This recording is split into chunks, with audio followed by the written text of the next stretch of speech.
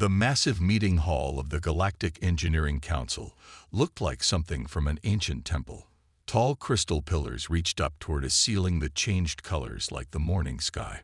Hundreds of alien representatives sat in rising circles around a central platform, their bodies showing all the different shapes that life could take among the stars. Duhan walked to the center of the platform, his steps steady and sure. He had spent 20 years as Earth's top engineer, but right now, he felt like a student about to take a test. The aliens watching him had built ships that could cross galaxies and stations that could hold millions of people. Yet here he was, ready to tell them they were wrong about something. "Members of the council," Duhan said, his voice clear in the quiet room. "I have read your report about the new quantum fold engine. I must disagree with your conclusion that it cannot be built." A sound like quiet laughter came from some of the alien representatives. The council leader, who looked like a tall purple crystal with floating arms, moved forward. "Engineer Duhan, we understand that humans are eager to prove themselves. But this design requires work so precise that even our best machines cannot do it. The radiation levels in the assembly area would kill most living things. The gravitational forces would crush standard robots. We estimate it would take 3 months just to attempt a build, and even then, it would likely fail." Duhan nodded, staying calm even as some aliens whispered about primitive Deathworlders, not understanding advanced science. He had heard it all before. Humans were too new to space travel, too physically strong but technically simple, too quick to solve problems with brute force. But Duhan knew better. "Council leader," he said, "Earth is what you call a Class 12 death world. We grew up in gravity almost twice what most spacefaring races consider normal. Our bodies can handle radiation that would kill most species. What you see as problems, we see as a normal working environment." The council leader's crystal body flashed with colors that might have been surprise or amusement. "You suggest that humans could build this engine? Personally, without the advanced assembly systems that we have determined are insufficient?" "Yes," Duhan said simply. "In fact, I believe we can do it in under an hour." The meeting hall erupted in noise. Some aliens made sounds of disbelief, others of anger. A few seemed curious. Duhan stood quietly, waiting for order to return. He had expected this reaction. After all, he was claiming that humans could do in 1 hour what the galaxy's most advanced races said was impossible to do in 3 months. The council leader raised several arms for quiet. "Engineer Duhan, such a claim requires proof. Are you prepared to demonstrate this ability?" "My team is ready now," Duhan said. "We have reviewed the design. We can begin assembly as soon as you provide the materials and a suitable workspace." A delegate that looked like a floating cloud of silver dots spoke up. "This is absurd.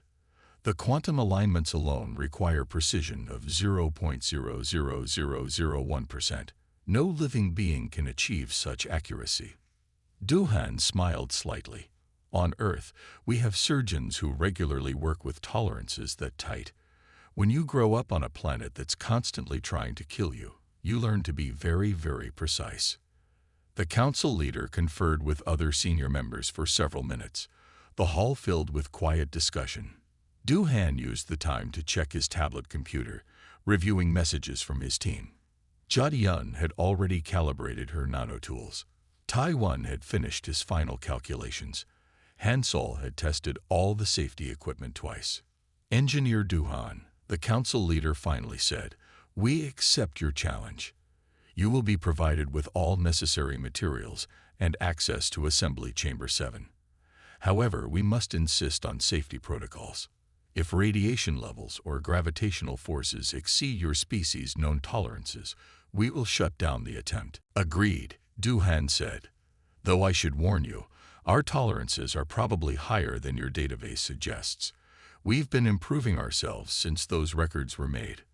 As Duhan left the platform, he heard an alien that looked like a giant caterpillar say to its neighbor, "They're going to kill themselves trying to prove a point."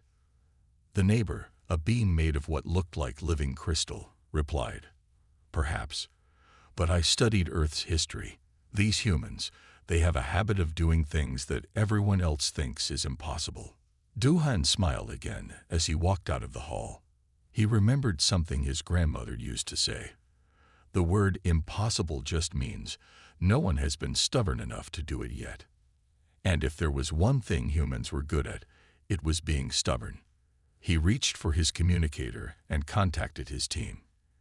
"It's time," he said. "Meet me at Assembly Chamber 7 in 15 minutes. Bring everything we discussed." Jai-Yun's voice came back first, calm and professional. "My nanotools are ready. They said we couldn't hand-calibrate quantum fields. I look forward to proving them wrong." "All my calculations are triple-checked," Taiwan added. "I found 3 shortcuts in the assembly process that their computers missed.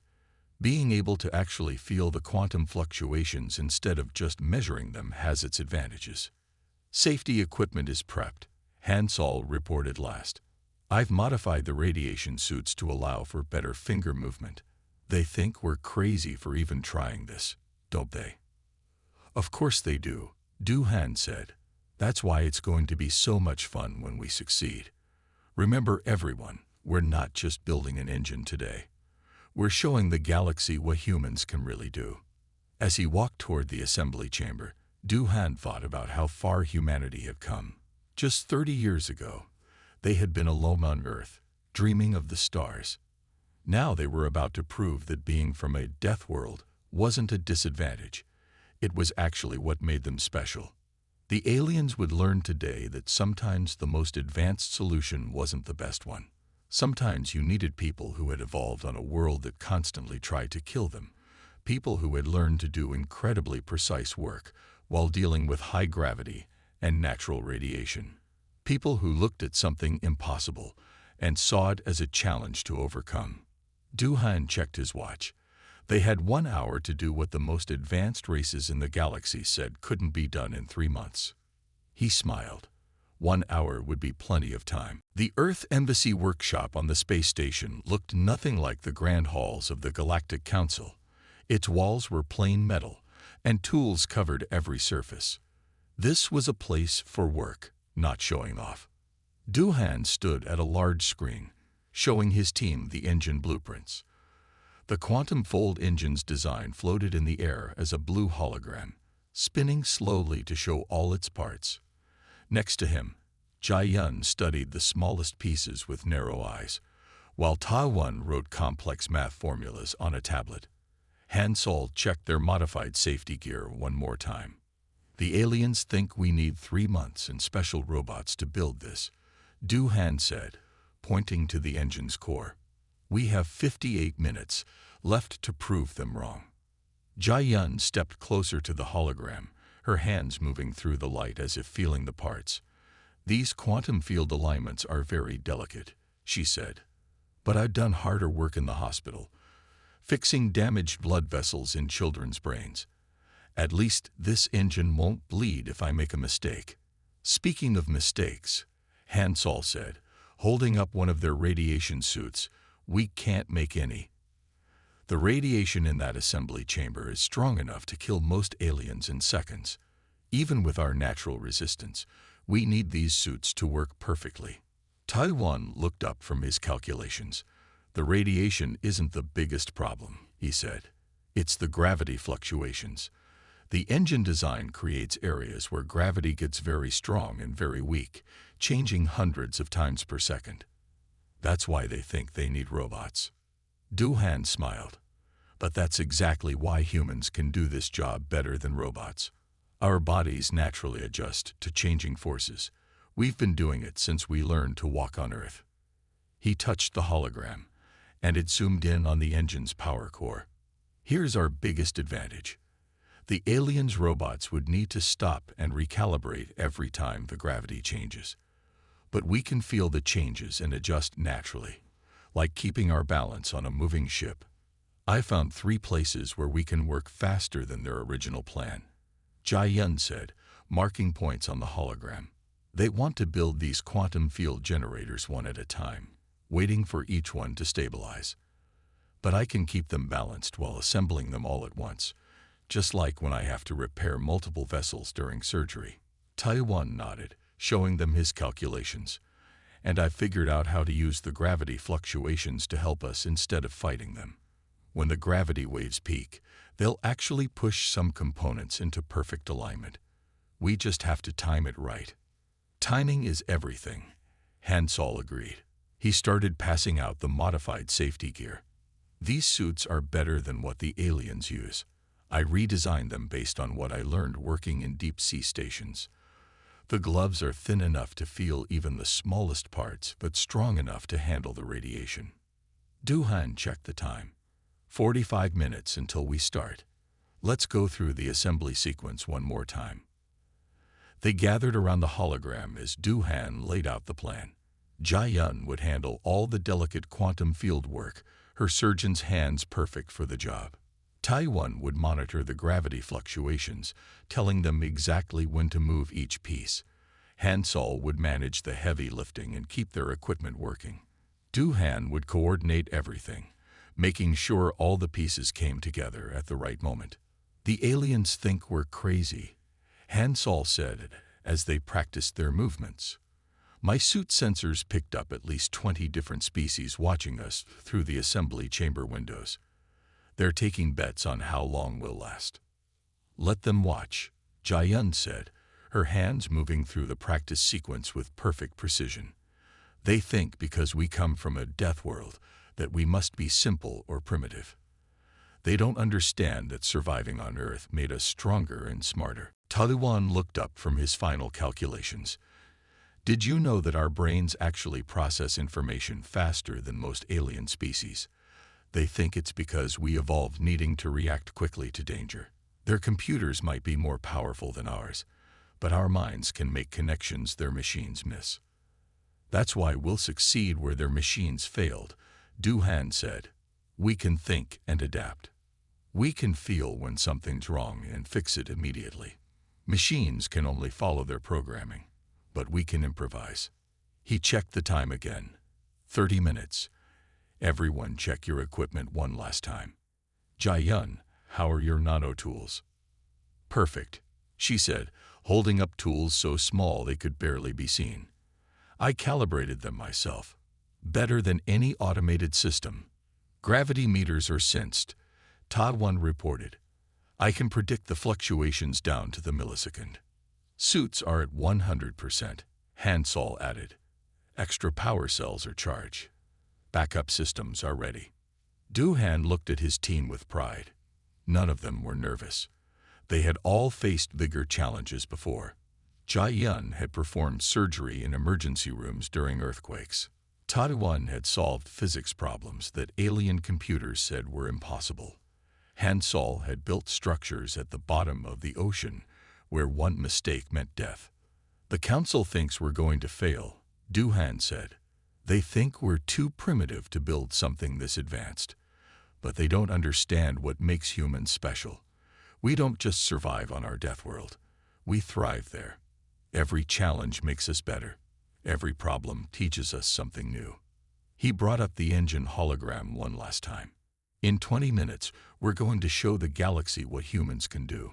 We're going to build this engine in less than an hour, and we're going to do it perfectly. Not because we're stronger or smarter than aliens, but because we never learned to believe in the word impossible. The team nodded, their faces showing the same determination Duhan felt. They had spent their lives proving people wrong about what humans could do. This was just one more chance to show that being from Earth wasn't a weakness. It was their greatest strength. One last thing, Duhan said as they prepared to leave for the assembly chamber. Remember what we learned growing up on Earth. The harder something seems, the more satisfying it is when you succeed. They gathered their tools and headed for the door. Behind them, the hologram of the quantum fold engine glowed blue in the empty room, waiting to become reality. In 20 minutes, they would begin the impossible task. But as any human could tell you, impossible just means no one has done it yet. Assembly Chamber 7 looked like a giant metal box. Its thick walls were designed to contain radiation and gravity waves. Through the reinforced windows, Du-Han could see dozens of alien observers. They stood behind protective shields, their various bodies showing signs of tension or anticipation. The quantum fold engine parts lay on tables around the chamber. Each piece gleamed under the bright lights, waiting to be assembled. The air itself seemed to shimmer with invisible energy as the chamber's containment fields activated.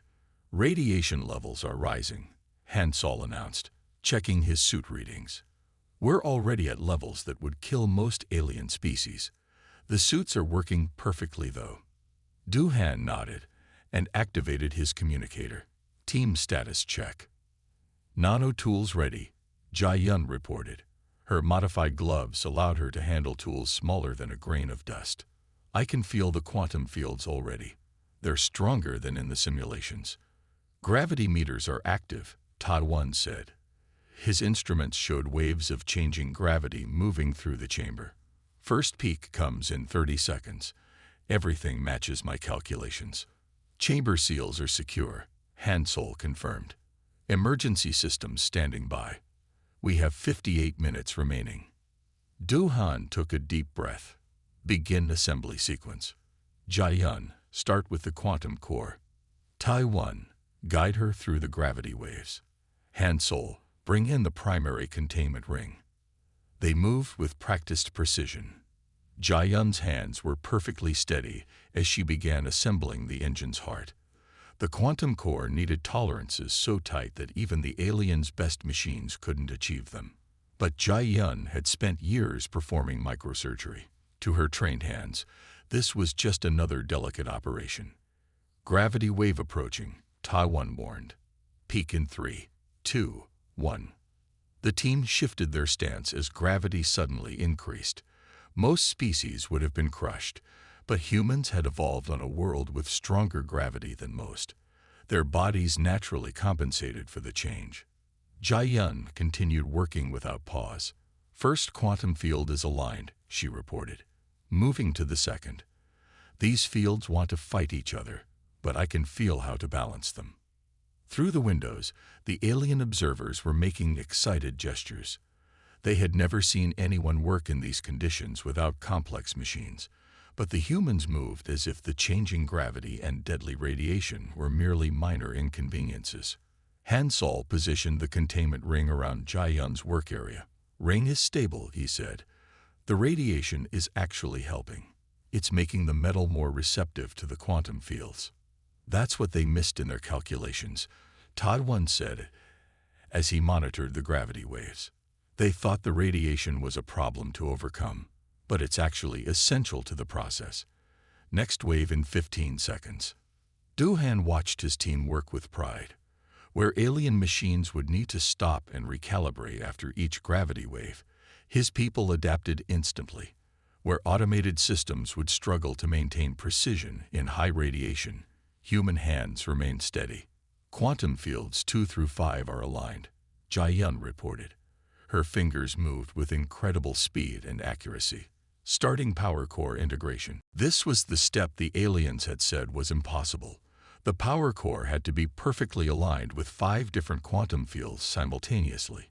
Their best computers had calculated it would take weeks just to attempt it. Jia-Yun did it in 3 minutes. "Power core is stable," she announced. "Moving to field generators." The aliens behind the windows were now pressing against their shields, trying to get a better view. Some were recording everything. Others were arguing among themselves, pointing at readings on their devices that shouldn't have been possible. 30 minutes remaining, Han Sol said as he moved another component into position. "We're ahead of schedule." Tai-Wan guided them through another gravity wave. "The fluctuations are getting stronger," he warned. "But I can see the pattern now. It's like music. Each wave builds on the last." Du-Han understood what he meant. Humans had a unique ability to find patterns in chaos. Where alien computers saw random fluctuations, Tai-Wan saw rhythm and order. "Field generators are aligned," Jia-Yun reported. Her hands hadn't stopped moving for even a second. "Starting final quantum matrix assembly." This was the most dangerous part. The quantum matrix would try to collapse as soon as it formed. The aliens' automated systems couldn't react fast enough to stabilize it, but Jia-Yun could feel the smallest changes in the fields and adjust instantly. Major gravity wave incoming, Taiwan warned. Biggest one yet. Brace in 3, 2, 1. The wave hit like a physical force. The team's suits creaked under the pressure. But they had trained for this. Their bodies, evolved to handle Earth's harsh conditions, absorbed the shock. Matrix is stable, Jia-Yun said calmly, beginning final calibration sequence. Du-Han checked the time.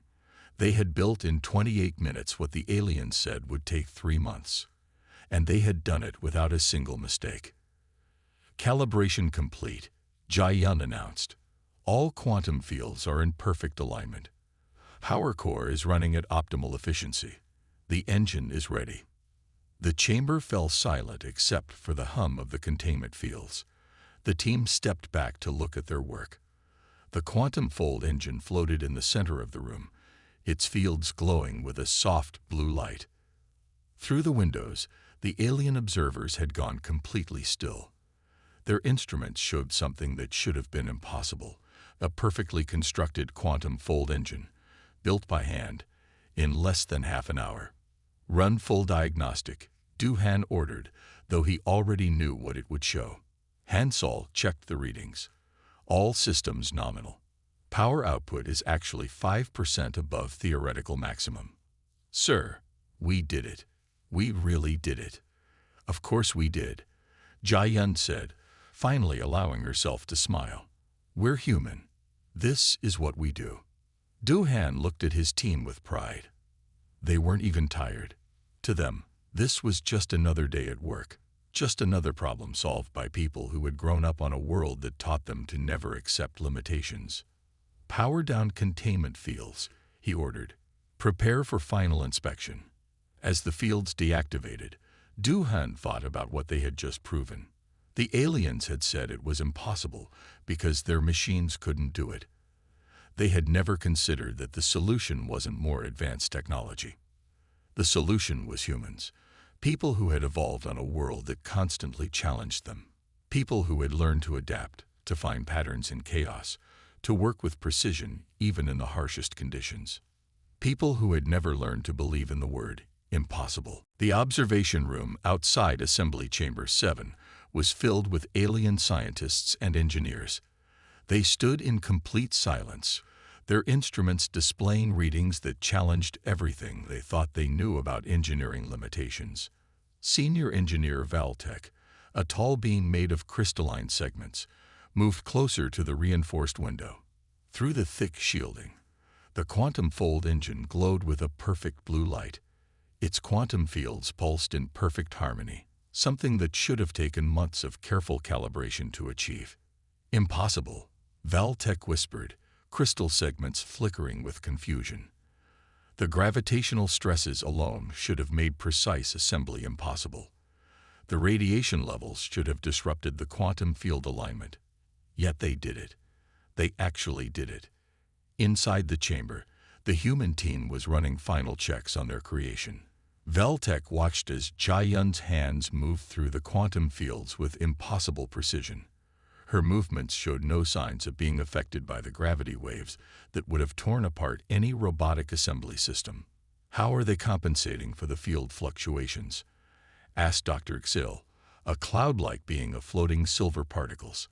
Our best computers cannot calculate the adjustments fast enough, yet that human is doing it by feeling. The answer came from an unexpected source. Professor Renba, an expert in xenobiology, had been studying the human's vital signs throughout the assembly process. The professor's long tentacles moved excitedly as data scrolled across multiple screens. That's exactly what they're doing, Renba explained.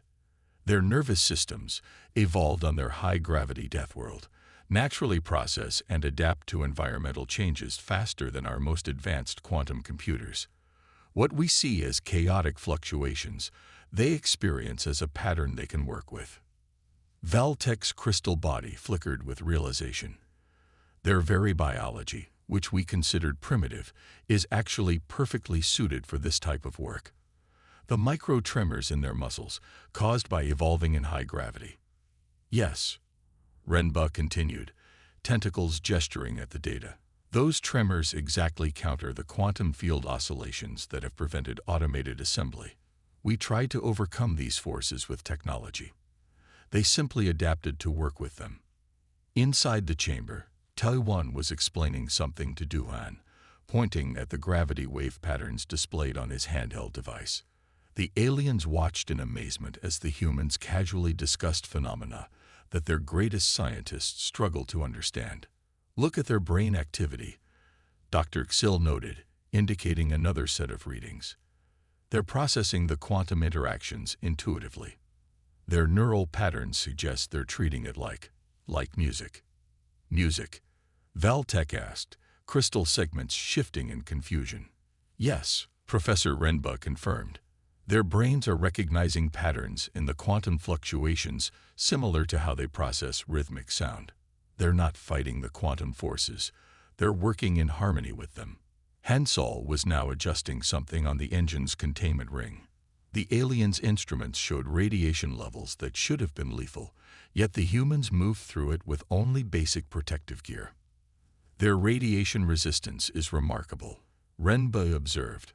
Their cellular repair mechanisms are operating at levels we thought impossible.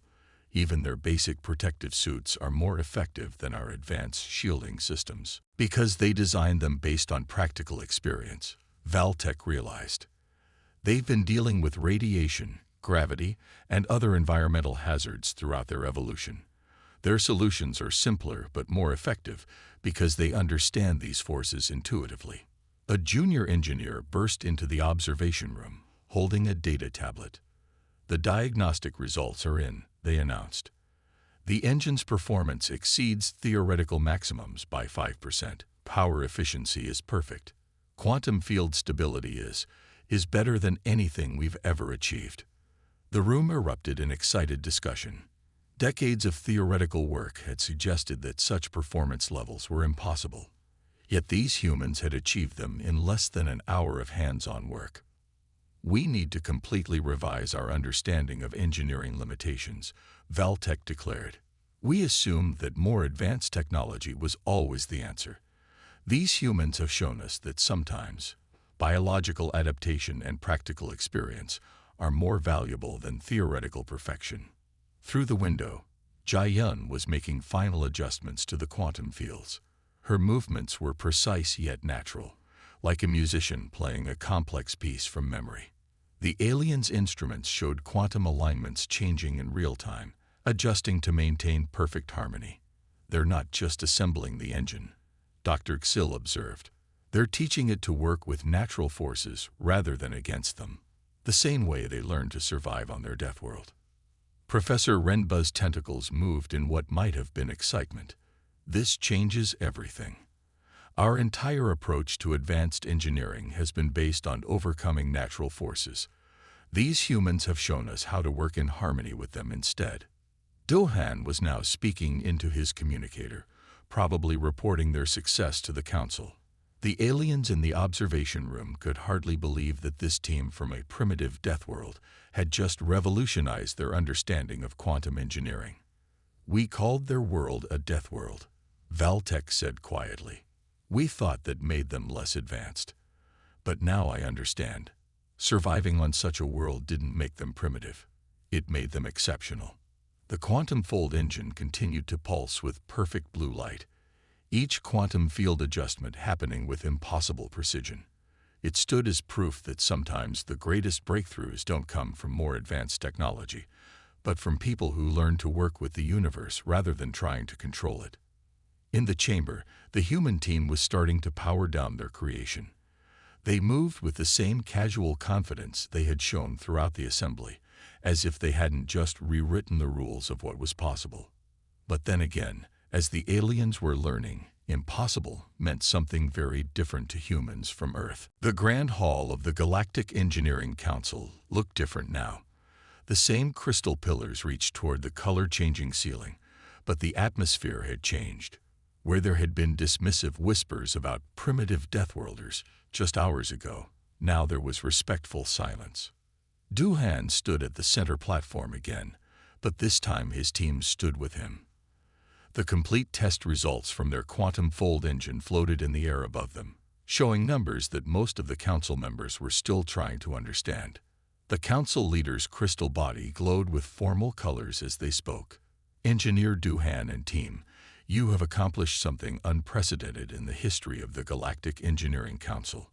Not only did you construct a quantum fold engine in 52 minutes, but you have created the most efficient version ever recorded. Murmurs of agreement spread through the hall. The alien representatives were looking at the humans with new understanding. Many were studying the technical readings from the assembly process, trying to comprehend how human biology had succeeded where advanced technology had failed.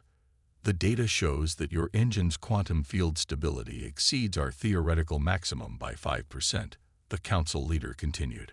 Our best scientists are still analyzing how this was achieved. Would you explain your method to the council? Duhan looked at his team, then stepped forward. The explanation is simple, he said. You tried to fight against natural forces. We worked with them instead. He gestured to Jai-Yun. Our surgeons' hands can feel quantum fields the way they feel a patient's pulse. We don't need computers to tell us when something is wrong. We can feel it. Jai-Yun demonstrated by moving her hands through the air, showing how she had manipulated the quantum fields. The fields want to work together, she explained. They're like a dance. If you try to force them, they resist. If you guide them gently, they flow naturally. Taiwan stepped forward next, showing his gravity wave calculations. Your computer saw chaos in the gravity fluctuations, but these patterns are similar to what we experience every day on Earth. Our bodies naturally adjust to changing forces. We don't fight gravity. We move with it. The council members watched in fascination as Taiwan explained how he had used the gravity waves to help align engine components. Several alien scientists were taking notes. Their previous assumptions about primitive human science completely changed. Hansol spoke about their radiation protection methods. You built complex shields to block radiation, he said. We designed simple suits that let us work with it. Sometimes the direct approach is better than the advanced one. The council leader's colors shifted to show deep interest. You have demonstrated that our understanding of engineering limitations was incomplete. We assumed that more advanced technology was always the answer. You have shown us a different way. Duhan nodded. On Earth, we learned long ago that the most elegant solution isn't always the most complex one. Living on a high-gravity world with natural radiation taught us to adapt and improvise. What you see as harsh conditions, we see as normal working conditions. A senior council member, one who had strongly doubted their abilities earlier, spoke up. But how did you achieve such precise quantum alignments without automated systems? Our calculations showed it was impossible. Nothing is impossible, Jai-Yun replied. It's just that no one had tried doing it by hand before. Sometimes human touch is more precise than any machine. The council leader raised several arms for attention. Based on these results, the council proposes two things. First, we will be revising our engineering standards to include what we are now calling human adaptive techniques. Second, we would like to establish a joint research program to better understand how human biological adaptations can benefit advanced engineering. Duhan smiled. We would be honored to participate. But first, I have a suggestion. Please proceed, the council leader said. Stop calling Earth a death world, Duhan said. Call it what it really is. A training ground. Everything that made our world challenging helped make us better. High gravity made us stronger. Radiation made us more resistant. Constant change taught us to adapt. He looked around the hall, meeting the eyes and equivalent sensory organs of the assembled aliens. We're not primitive because we come from a harsh world. We're innovative because our world taught us to never stop trying, never accept limitations, and never believe something is impossible until we've tried it ourselves. The council chamber filled with sounds of agreement.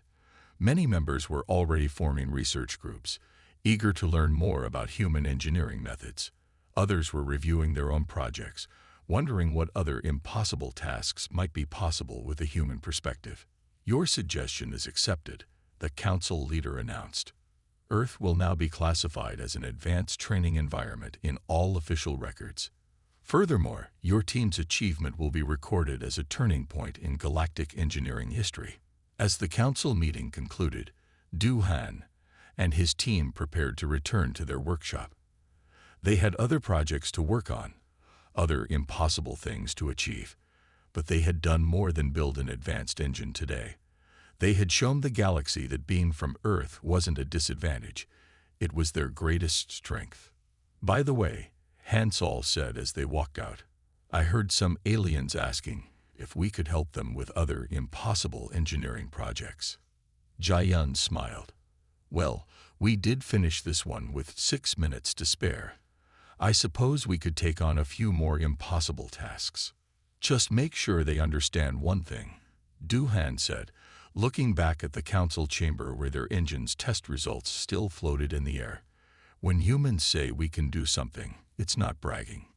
It's a promise. Taiwan laughed. And when someone tells us something is impossible, that's just another way of saying no one has been stubborn enough to do it yet. They all finished together. As they walked through the station's corridors, other engineers and scientists watched them pass with new respect. They weren't seeing primitive Deathworlders anymore.